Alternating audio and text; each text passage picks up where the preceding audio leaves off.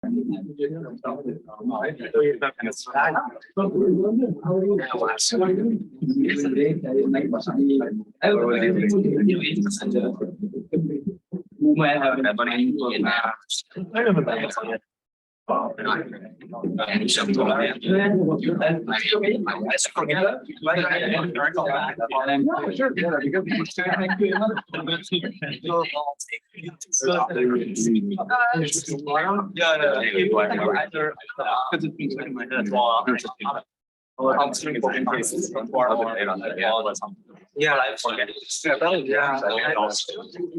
trying to reconstruct it here. I can show you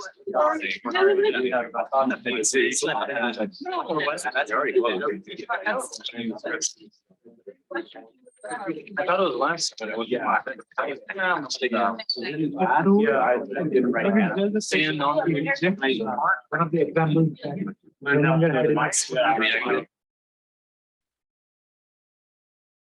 So remember we had done one. Yeah, I think he sent me this a while. It is nice.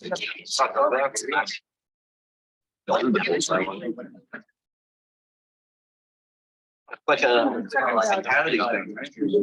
Yeah, you're kind of like. Yeah, like saying that. I don't know. Oh, I took it down. Actually. Yeah.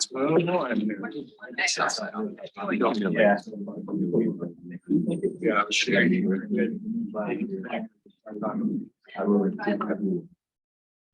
All right, I think we have a quorum. My pleasure to welcome everybody everybody in person and also those online to this this week in our colloquium series at the Institute of Optics. This week we have one of our own, Professor Postigo, who's been on the faculty for a couple of years, and some of you, raise your hand if you've actually taken a course or are taking a course with Professor. Well, that's great. So you already know him. So it's been great to have him on the faculty the last couple of years. He came to us originally by way of Spain in the University of Basque and then the Polytechnic University of Madrid, where he got his PhD in 1996. He then did a postdoctoral period at this little school in Boston, the Massachusetts Institute of Technology. He did his postdoc work there, where he started working in photonics, optoelectronics, all kinds of interesting problems there. He then headed back to Spain, where he was a researcher at the Institute of Micro and Nanotechnology. And he headed a group of nanophotonic devices.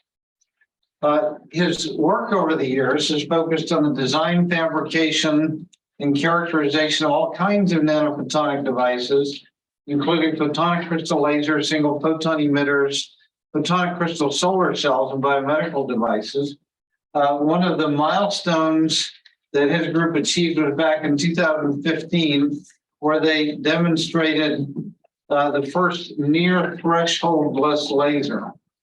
So those of you who are taking lasers, and they always tell you you have to hit a threshold. Well, apparently there's an exception to that, and you'll be learning more about it, I'm sure, this semester. He's a co-author of more than 100 publications, involved in conferences all over the world, and it's a pleasure to have him speaking to us today, Paul. Thank you very much, Tom. Thank you very much, Tom. Thank you very much to all of you for being here today.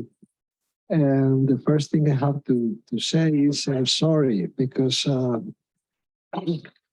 voice is kind of coarse today, and I need this funny mic to talk to you so you can hear me. I'm feeling fine, but it's this one is problem. So today I'll talk about this reduction of the quantum decoherence in integrated photonics by machine learning assisted design. And The first thing I would like to share with you is why this is important. And this is important because in general, in quantum photonics, we want to produce, to generate what they are calling indistinguishable photons. Two photons are said to be identical particles when they cannot be discerned one to the other, right, based on their inherent properties, momentum, frequency, polarization. Then the indistinguishability arises in a more kind of formal way when such identical properties are symmetrized by a wave function. All of this is important because at the end, indistinguishable photons are essential for many possible applications. Indistinguishability of photons gives rise to quantum interference. That is relevant for realizing quantum logic gates, boson sampling, quantum communication, where there are many protocols based on entanglement, which is favored by indistinguishability of photons. Quantum networks, where a high indistinguishability of photons helps to characterize the quantum network. Even the generation of random numbers, or this example I found about noise-free entanglement generation. You want to know more about this, you can check this very interesting paper recently published. So there are a number of possible quantum and real quantum photonic applications where indistinguishability plays an essential role, and it's really important. So how can we do, what can we do to enhance this indistinguishability? Okay, we know guys that the HOM interferometer, the name comes from this paper from O and Leonard Mandel, who was, I think, professor here for a long time. This is a kind of very important paper, basic paper of this. And the paper states that this experiment in the HOM interferometer can be used to measure the indistinguishability of photons. How is that? You know that that experiment is just to use single photon emitters. This is one way of seeing the experiment on two ports, port like port 1, port 2, and then use a couple of detectors, and then use a beam splitter.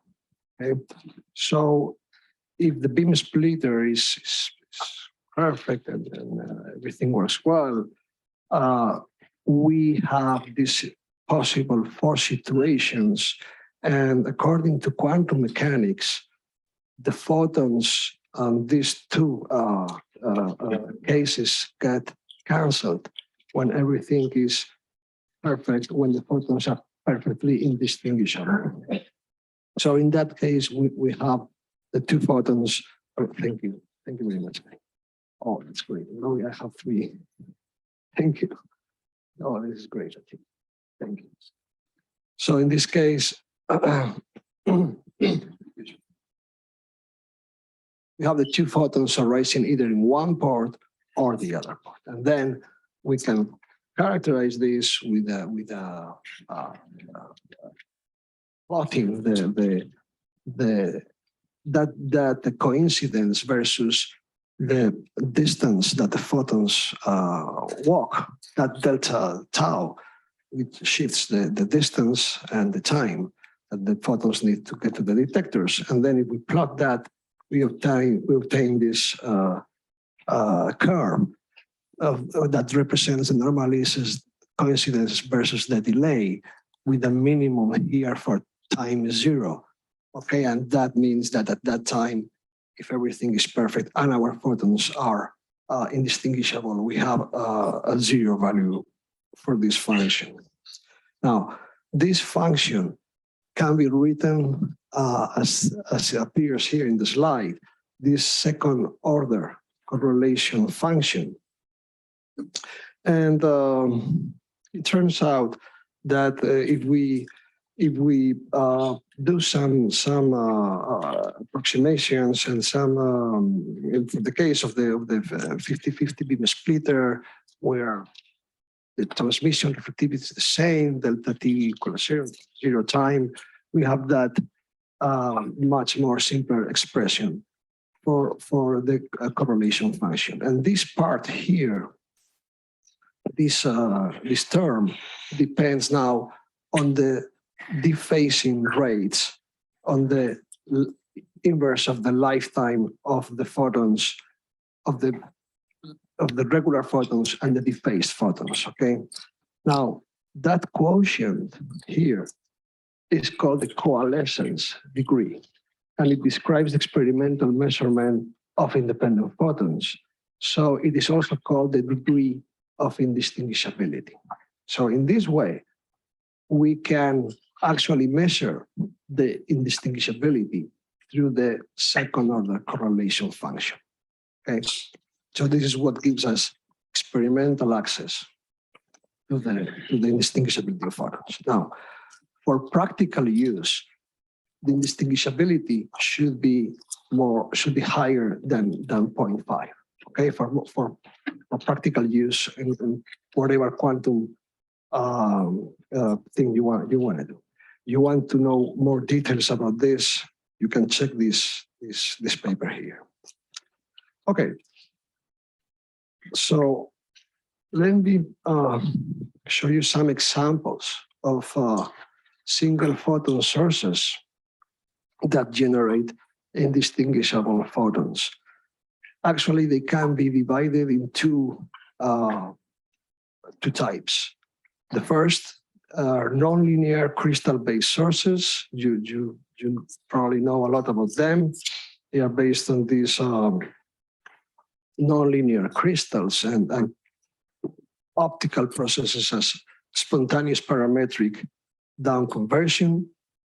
The second are solid-state sources. Excuse me.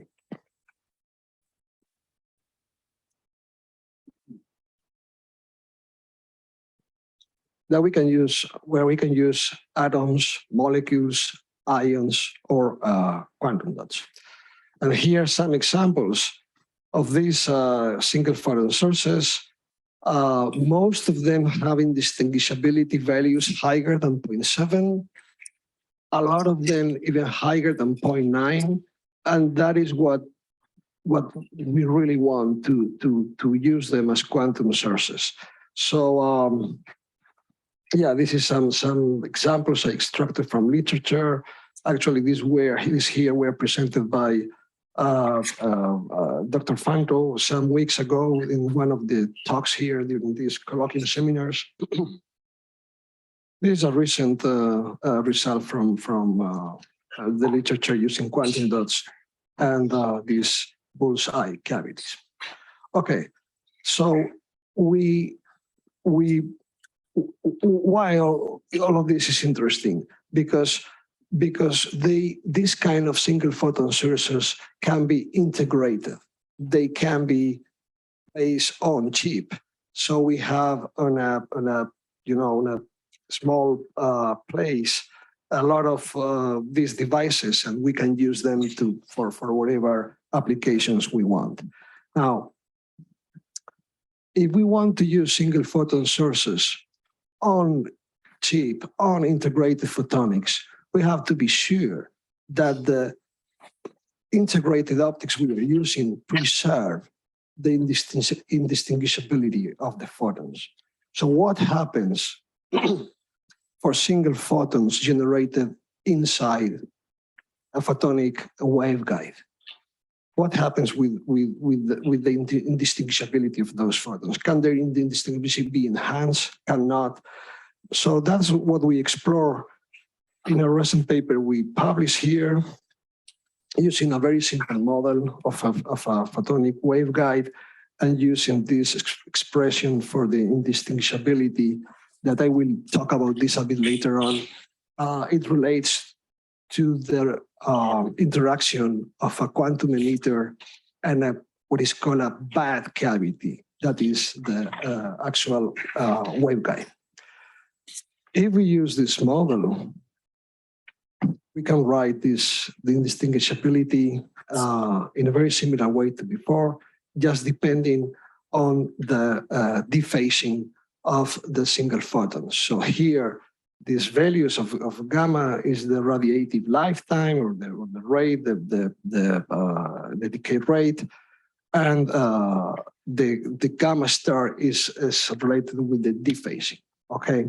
Now, there is a very interesting thing here, and is that for this specific case, we can use that the indistinguishability can be related to this formula with this value of the R, and the R is related to the lifetime and the parcel effect. So indeed, there is a parcel effect on any photonic environment different to air, right? There's some interaction of the meter with the surroundings. So if we use this parcel effect, we can write the indistinguishability in terms of it, of the parcel effect. And it takes this form, okay? Where this gamma over gamma zero now is related to the power of the meter inside. The power of the meter inside the electromagnetic environment of the photonic waveguide divided by the power of the meter out of it in a homogeneous environment, okay? And another very interesting thing of this formula is that now it depends not only the parcel factor, but also on the degree of the coherence of the photon, okay, of the emitter, or the quantum emitter. So that gamma star divided by the gamma zero is how what's the ratio of the dephasing of the quantum emitter. Okay, now if we do these calculations and we compute the value of the indistinguishability or an emitter inside one of these waveguides, we find that it depends a lot on all of the properties that it may have, specifically the position of the meter, polarization of the meter, how it is coupled to the waveguide. So we can calculate all of that and plot these curves there with colors. So here, the color represents the value of the indistinguishability actually multiplied by the coupling factor beta, because it is important not only to have a high indistinguishability, but also to have a high coupling in our waveguide, okay? So we represent that, and we plot it versus the geometric parameters of the waveguide.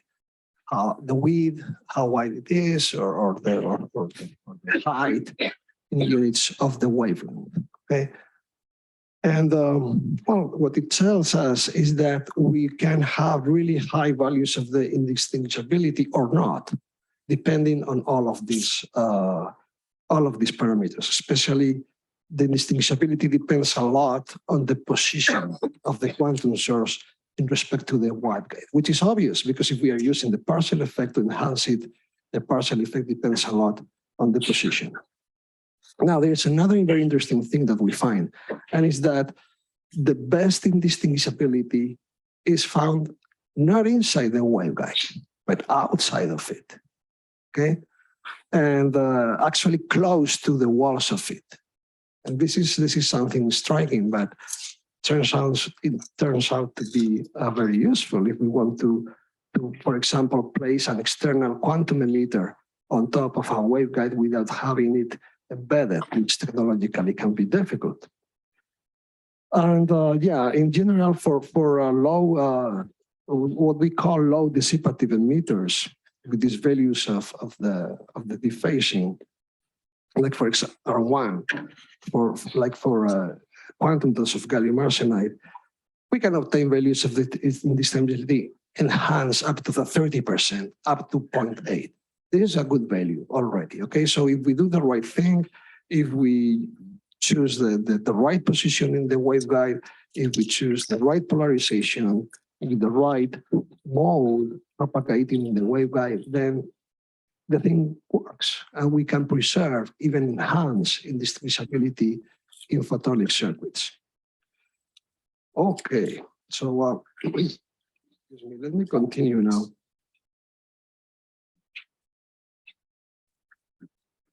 With another example of an important block in a photonic quantum chip. So we have the photonic waveguides, and now we have a photonic cavity where we can generate the single photon. Okay, so another important building block is the place where we generate the single photon. And the question is, can we calculate in the same way we did with the photonic waveguide? Can we calculate the indistinguishability for a photon emitted inside a specific cavity? Because if we know that the partial effect is important, then what we want is to use it to enhance the rate of photons and the properties of the photons. And the best way to enhance the partial effect is to use a cavity, right? So the question is, can we calculate what happens with indistinguishability when the photon is generated in a photonic cavity? And yes, of course we can. It's not easy. We have to solve many equations. You can check the details on these papers here. But essentially, well, you have to solve this Limblad equation and make some assumptions, and well, finally you compute this complicated expression here. And what you obtain is that you can plot that indistinguishability versus two important parameters related to the photonic cavity. The first parameter is called the coupling G, and that G is kind of the inverse of the effective volume of the cavity you are using, okay? It's related to the inverse. So as higher the G, as smaller the V, the effective volume, okay?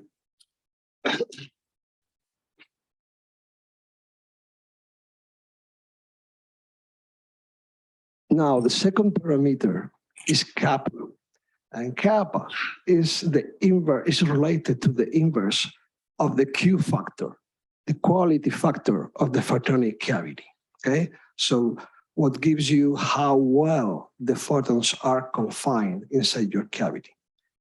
Now, if you use those parameters to plot the value of the indistinguishability, then you obtain this plot here with these nice colors, where the red color means high indistinguishability, close to 1. Blue color means low indistinguishability, okay? And here you can distinguish like several regimes, okay? Now is what we call a coherent regime, which is given because it verifies that the relation between the G, kappa, and the dephasing and the lifetime of the photon is like that, like 2G higher than the sum of those. The incoherent regime is the contrary, that is smaller. But essentially what it tells us is that we have some portion of this plot, which is there with the number 1, where we have a high G and a high kappa, okay? And the distinguishability is also high, okay? But we have also another region here with low G and low kappa and indistinguishability is also high, right? So that portion is called, we call it in the incoherent regime, and the indistinguishability there is given by those expressions. Now, what happens in the first case for the coherent regime? Well, that formula, you can see the indistinguishability there. The thing is that that formula does not depend on G, on the coupling.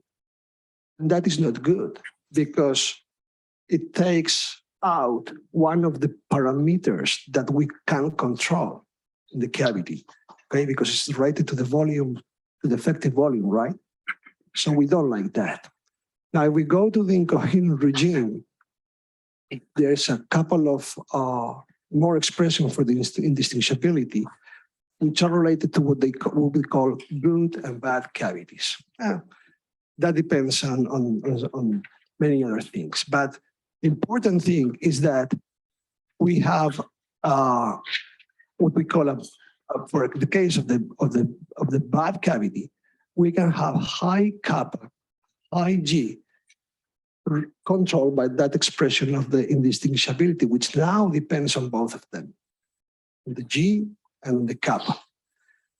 And there's also another formula for this good cavity, but in this case,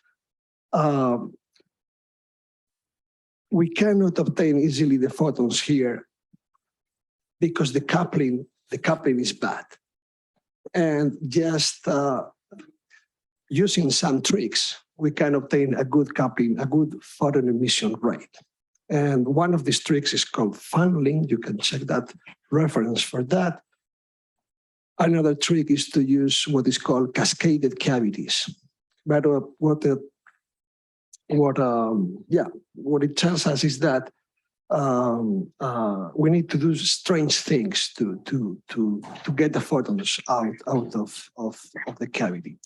So we are, to simplify, we want to use something as simple as possible. So we can go for one of these expression can take this expression where we have kappa, we have G, and we don't need to do any strange thing to get the photons out, okay? So let's study what happens there. Can we extract more information of what happens inside a photonic cavity working in this incoherent regime with G, with kappa, in this high kappa, high G region? Yes, we can get more information. We can calculate again the indistinguishability. Now, depending on the dephasing of our quantum emitter. So, for example, here in the slide, we see that that's the plot of the indistinguishability for a dephasing about 10 to the 4 compared to the lifetime. So, what it means is that if we are using one of these cavities with higher G and higher kappa, what we are playing is with the time that the photon needs to escape. So if that time is well controlled, the one photon and the next one can be emitted with a high degree of indistinguishability, okay? So this is the flexibility we are looking for. And this depends on the dephasing of our quantum emitter, okay? And the dephasing of the quantum emitter, it just depends on the nature itself of the emitter. So here, in the right, you can see the indistinguishability for different types. So you can see it actually, sorry about it. Or different types of emitters, depending on their dephasing, okay? So if you see here, as the dephasing increases, as the emitter is worse, the region of the indistinguishability shifts towards high G and high kappa. Okay, so if we want to use highly dissipative or dephased emitters, we have to work with cavities with kappa and G in that region. Okay. Good. And ideally with values of the indistinguishability higher than 0.9. That's what typically everybody does. Good. So we know that a quantum emitter can be affected. The dephasing of a quantum emitter is very much connected to the temperature, right? So we can say that a quantum emitter is more or less dephased depending on the temperature, right? So especially in solid state. So here we can plot what is the minimum value of the G factor of our photonic cavity normalized to the lifetime of our emitter versus the temperature. And we can do that for different types of quantum emitters, like the most used quantum emitters. For example, quantum dots, gallium arsenide quantum dots, indium arsenide quantum dots, some types of some specific single molecules in green, or even some two-dimensional materials, okay, in blue color.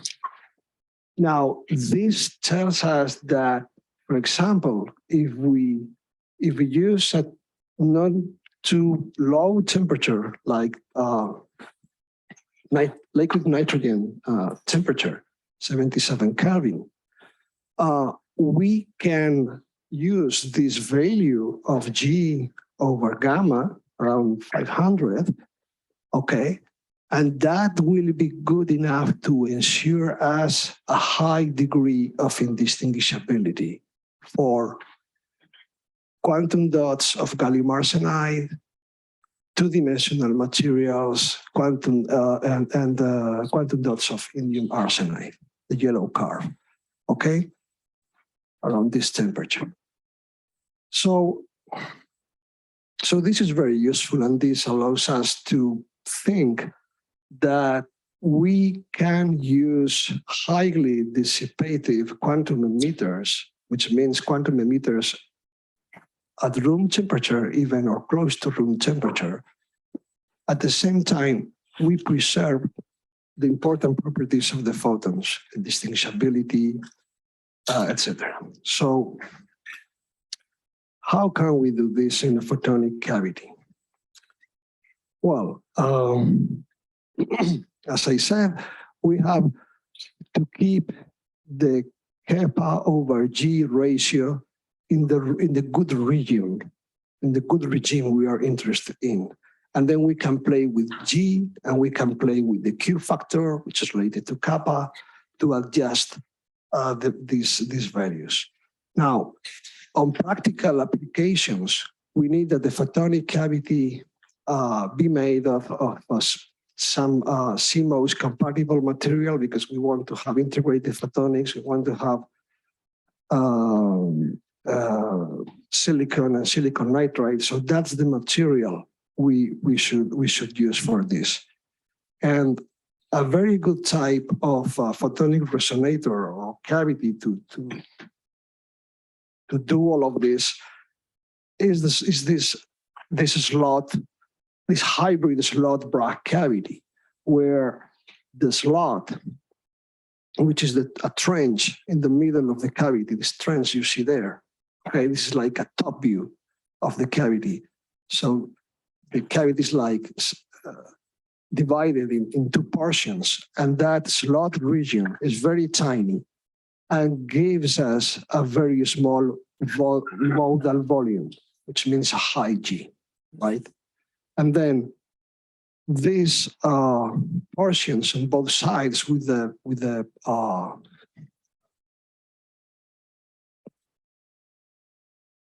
small features are the Bragg reflectors that control the quality factor, how well we confine the photon inside the cavity, okay? So this is a very nice photonic resonator to play with both values, G and kappa, okay? Good. So that's what we used to go ahead and explore what can we do with this. Yeah.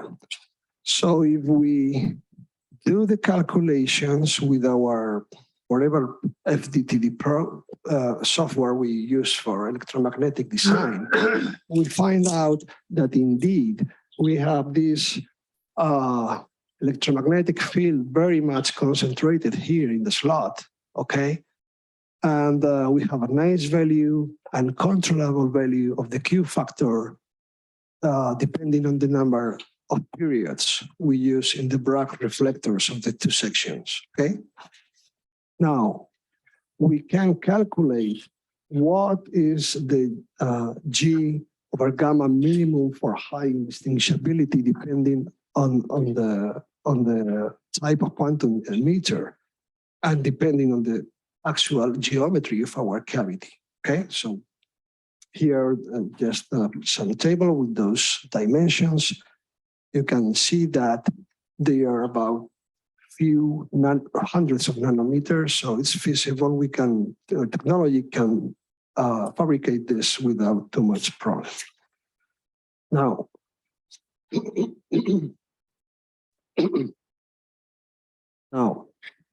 let's go ahead and explore what are the photonic properties of this cavity. So we can calculate the indistinguishability depending on the actual size of the cavity, depending on the width of the slot, depending on the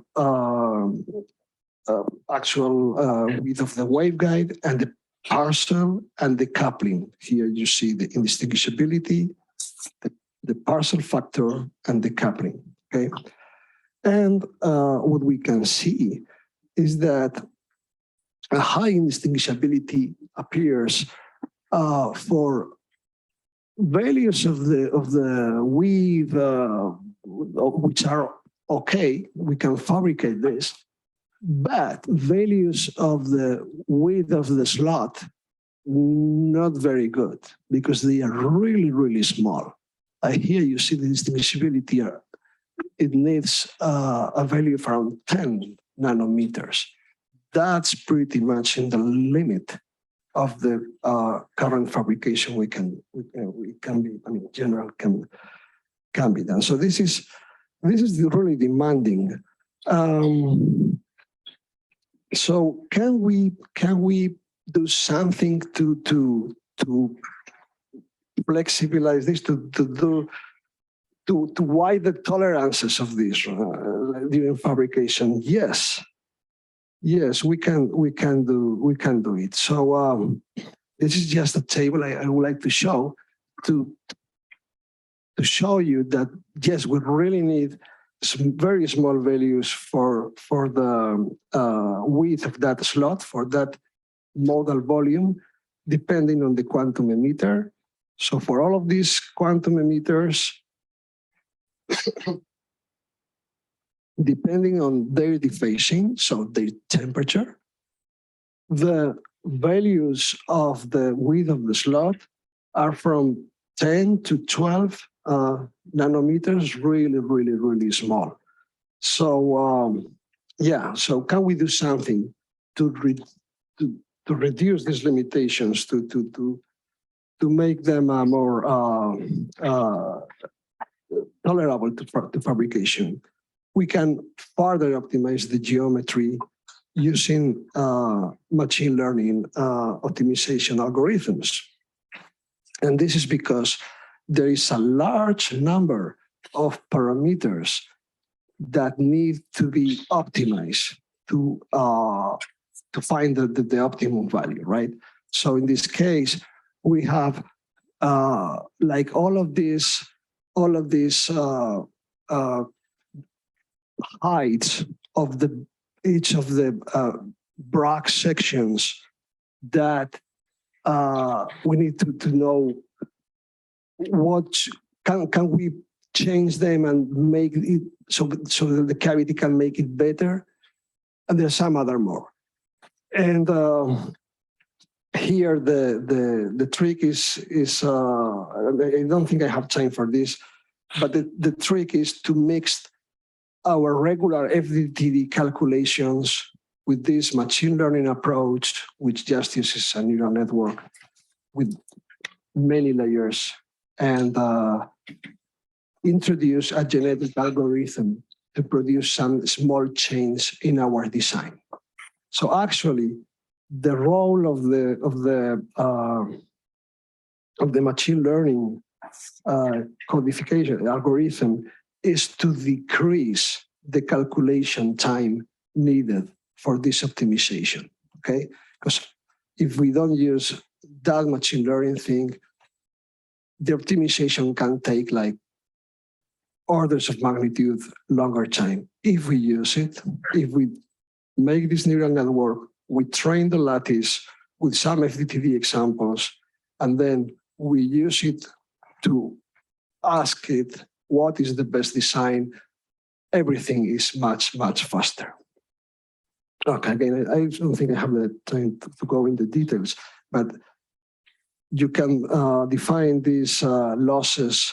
There is some loss for the mean for the validation Q, and there's some other for the training. And when the validation is, you have smaller losses than the training, then everything works and is the calculation is fulfilled. Now, what happens? What are the results of this? Well, what we got is that the optimization by machine learning gave us quite the same cavity. It doesn't change too much. The only thing that changed was this pair of sections here, where the height of those columns or whatever is a bit smaller, but the effect of it is to decrease the modal volume even further. So it compresses the electromagnetic field inside the cavity. It decreases by a factor of 2.8 or whatever, the modal volume more, and enhances the indistinguishability. And this is something we were not able to calculate before without machine learning approach. Okay, so this is really, really, really useful. In this case, what we asked to the network was, can you preserve the indistinguishability and at the same time we duplicate the width of the slot, because that was the difficult parameter, right? So instead 10 nanometers around 10, we asked, can you do it for 20 nanometers? And yes, you have to change those sections, and then you can use 20 nanometers for the slot. At the same time, you preserve the high indistinguishability. And you can check more details on this paper. So yeah, so there is still work in progress using all of these ways of calculating photonic cavities. This is in collaboration with Professor Jaime Cardenas here, and also with his students, Meeting Dr. Song now, Meeting Song and Ji Sang. Also, we are doing this type of bullseye cavities that we design also with some small model volume in the center. We are trying to measure them with Professor Bami Bakas and Professor Svetlana Lukishova, also students, Robert Johnson, Nicholas, who will be hopefully involved in all of this, Martin Sanchez, my student. And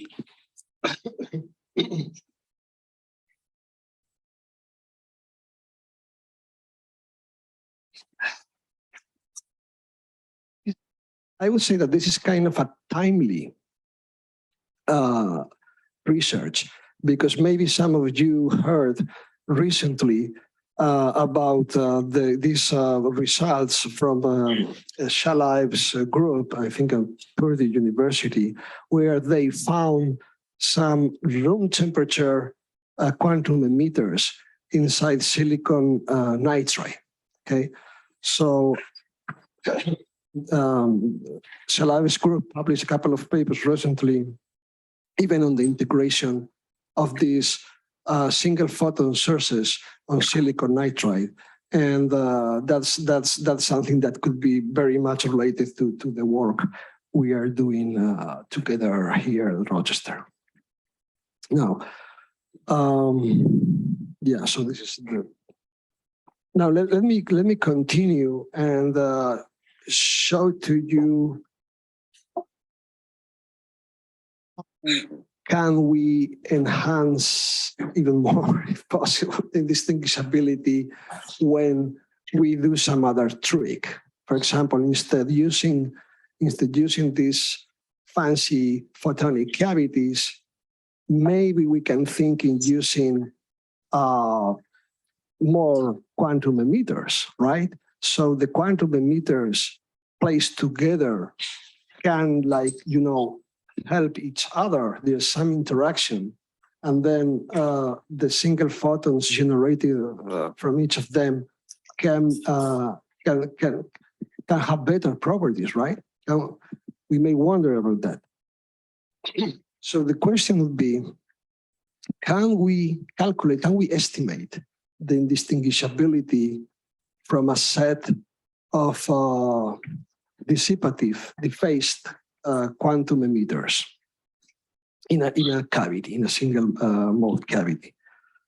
And even more, can we calculate that indistinguishability for large systems of emitters? And this is interesting. This is quite relevant, because most of the times in quantum photonics, what you want to have is to use like qubits or something composed by many photons, okay? And those photons have to be indistinguishable to do the quantum operations with them.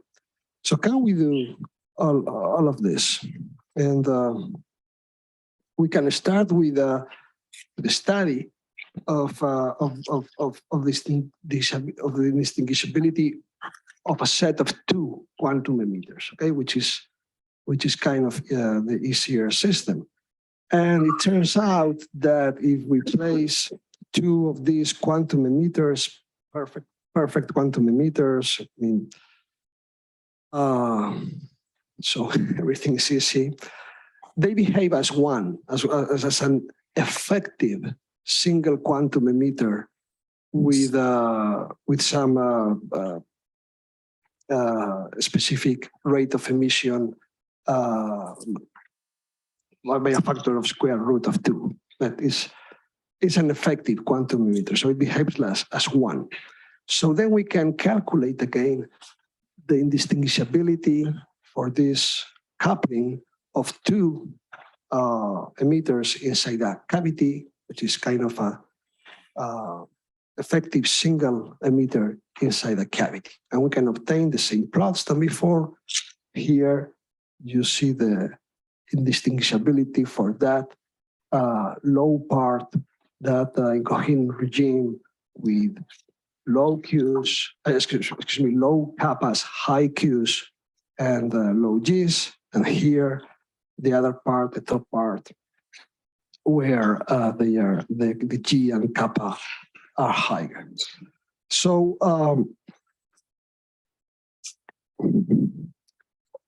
again, we can plot for these two regions the values of the indistinguishability for a specific dephasing, and now depending on the distance of the emitters, right? Because that's going to be the critical parameter, how they couple each other. So depending on the distance, which range from this about 7 to 7.2, we obtain these values of the indistinguishability. You can check the details in the paper, but the result is that the implementation of these two quantum emitters does not provide any practical advantage. Okay, so there's not an easy way to change the other parameters of the cavity, the J and the kappa, because we have two quantum emitters. The thing more or less remains the same, not much change, unfortunately. But we can wonder, what happens if we add more quantum emitters? Okay, let's try to see what happens in step 2. Is the number of emitters, because in that way we are increasing the degrees of freedom of the system, and that may help to control the global properties of our system. Okay. So what happens with the indistinguishability for a system with more than two dissipative quantum emitters? Well, in the incoherent regime, the expression that controls that is there. We can calculate it. It's not easy to get these formulas, but we can calculate it, we can compute it, and obtain the values, okay? We know it. Now, for more than two emitters, the thing gets really complicated, very complicated. But I have a great student that did a very nice calculation, and not only he found the way of computing this, but he also got analytical expression for the indistinguishability for an arbitrarily large number of emitters. So I don't have time to explain it right now. It's something you can check in the paper. It's really, really interesting and really funny to see that if you write these equations that essentially describe the dynamics of the emitter coupled to the cavity, and then you calculate this determinant and the trace, the value of the indistinguishability is given by those two numbers. Okay, so this is the formula that you can get for the indistinguishability that depends only on the actual matrix that controls that dynamics, and that works for several. For arbitrarily large number of emitters. This is very, very interesting.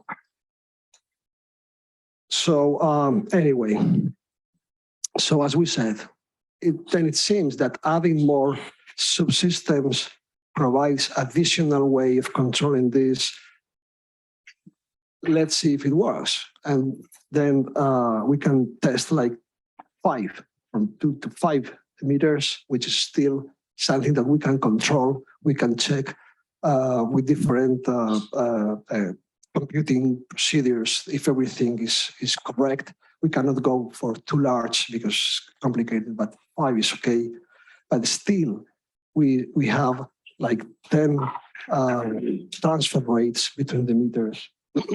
And this becomes easily in a highly non-trivial problem, and especially computationally very time consuming computationally.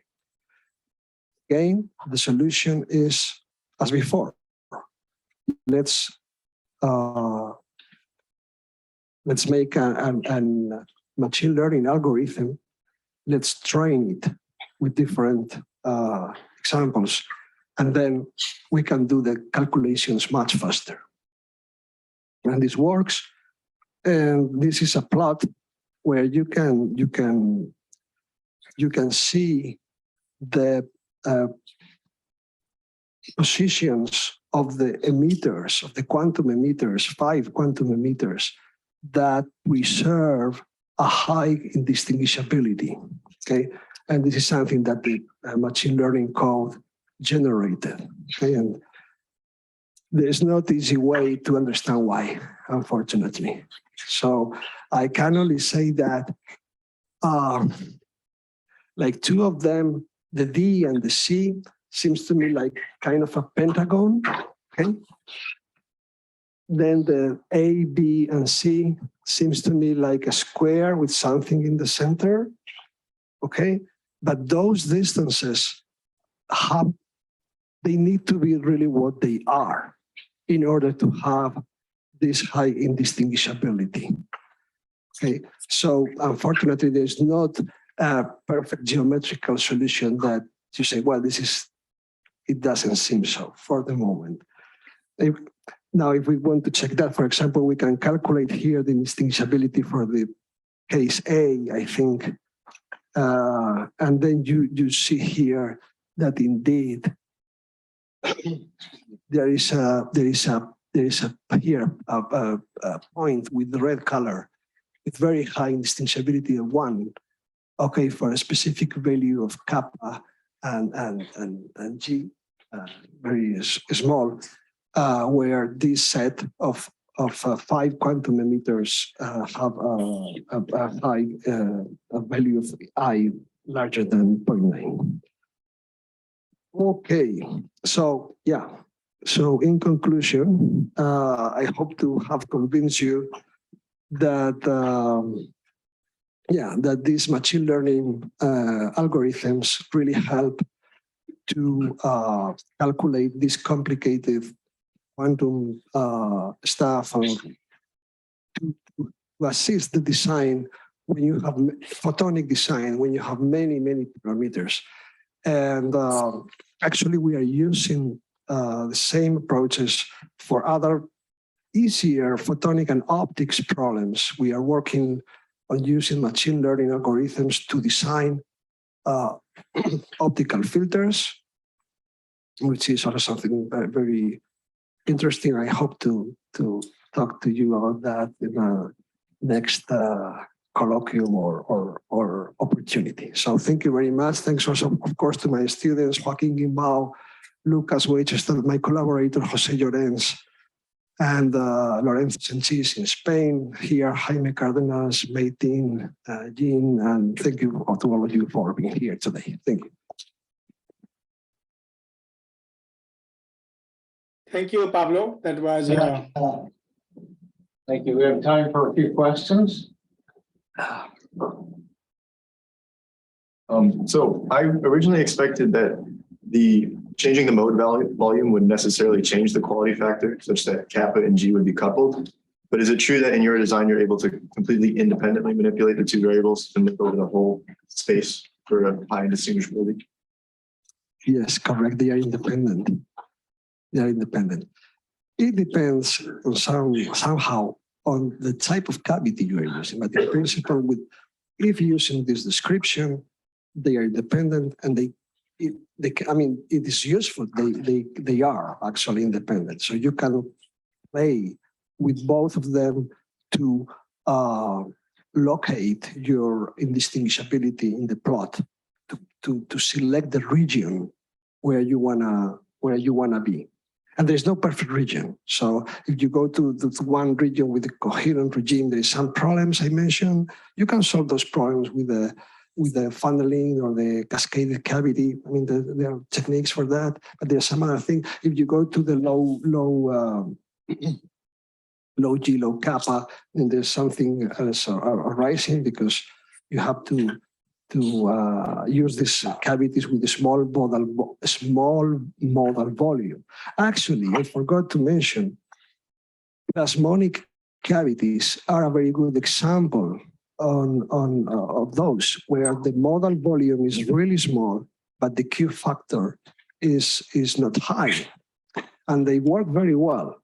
Now they have some problems because they have losses, and that's something we don't like. That's why we choose dielectric cavities to do all of this. I have a question about like how you use FDTD in conjunction with the new network to like optimize the design. Like in what ways did like using FDTD in conjunction with the machine learning method, like did you optimize like the error function, or like how exactly do you integrate them? Yeah, I cannot tell you the details. Joaquin knows, but essentially, it's not difficult. So you have to do. There's no way you can avoid to use FDTD methods. You have to use them because it's the only way you can calculate how the electromagnetic field behaves in whatever electromagnetic surrounding, or whatever cavity or whatever. So you have to do that. Now, what happens is that if you train the network with many FDTD examples, okay, you spend some time with that, then you can use the network for a calculation without having to do the FDTD. Okay, of course, at the end, you will have to check that if it is correct with FDTD, but you don't have to do like many, a lot of FDTD calculations. They are very time consuming to optimize a design. You can use the neural network, the machine learning algorithm for that, and it works well. And I guess a follow-up question on that, did you create your own data set for the training? Or Yeah, yes, you have to create your own data set, and you have to, that takes time, yes, that is, so I would say there's a couple of problems on this. The first one is that you have to create the data set. You have to do a lot of simulations initially to train the network. Then the second problem is that once you have the answer, you don't know actually why is the answer there. That's a big problem, but yeah, it works. Yeah, very good question, thank you. Governor, are there any questions from anybody online? I don't see that. There's no chat, has nothing. Anyone wants to ask any question online, people here? You can put on the chat if you want, or just ask your question. So I have a question while people are thinking. You mentioned that in the limit of many emitters that the indistinguishability started taking a form that was in terms of just the determinant and the trace. So that it strikes me as kind of reminiscent of what you encounter with problems involving the degree of polarization. When you have partial polarization and you're looking at, say, correlations between different components of the electric field, is that just an accidental relation, or is there an intellectual tie in there? Thank you very much, Tom, for this question. I think that's a very good question. And I agree. I think there are some other systems, or systems, not only in optics, but maybe in some other branch of physics where this may happen. And we don't know why.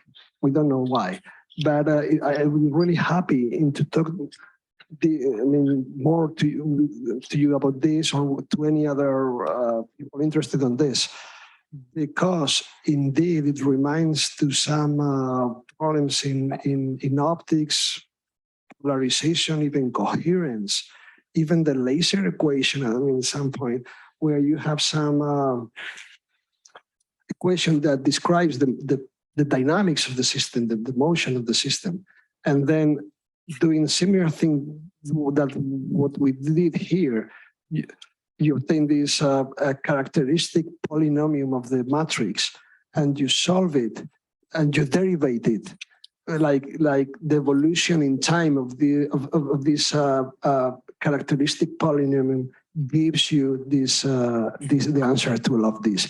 It's something really abstract. We don't really understand it. So any input, any feedback will be really welcome. I will be happy to talk to you about this, really.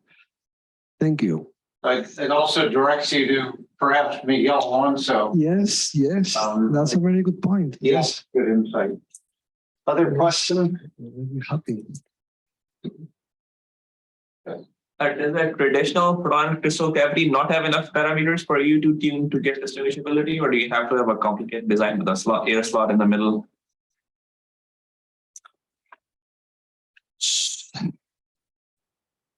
So what we try to do here is to play with as few number of parameters as possible. Okay, and we really found that if we decrease more, like playing with only one parameter, then the things doesn't work. So you have to really use at least those two parameters. And then, I mean, like general parameters, the kappa and the J and the G. And then depending on the type of cavity you are using, then you may have many, right? But you are talking about the indistinguishability parameters or the geometrical parameters? Are you Indistinguishable. Yeah. So for that, I think that is good to play with the G and the kappa, and I don't think there's.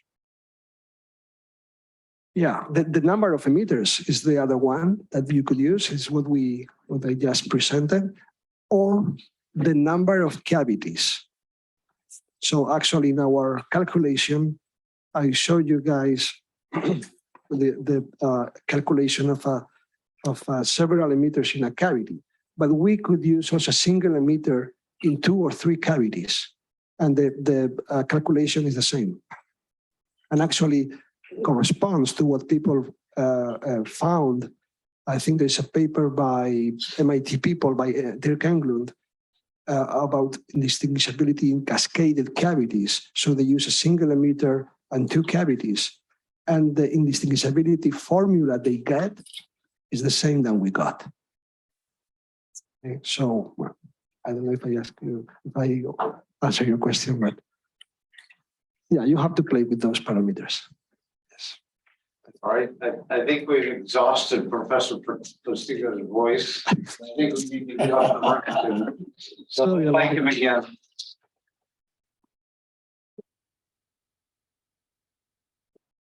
All right, very good. Thank you very much.